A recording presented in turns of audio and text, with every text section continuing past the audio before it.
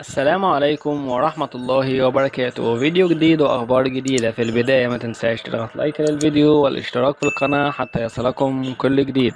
مصدر بالزمالك: خطوة وحيدة تفصل بين ارتداء رمضان صبحي للفانلة البيضاء.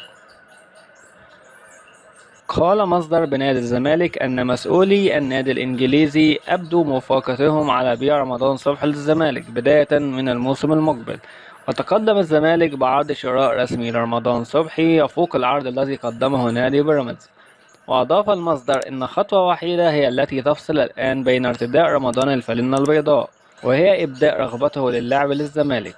وأعلن مرتضى منصور رئيس نادي الزمالك عن تقدم إدارة ناديه بعرض رسمي لشراء اللاعب من النادي الإنجليزي، بعدما أبدى كارتيرون المدير الفني للفريق رغبته في التعاقد مع اللاعب لتدعيم خط الهجوم وإنهاء صفقة من العيار الثقيل. في النهاية لو عجبك الفيديو متبخلش عليها بلايك، ولو أول مرة تشوفنا وتسمعنا اشترك في القناة وفعل الجرس حتى يصلكم كل جديد.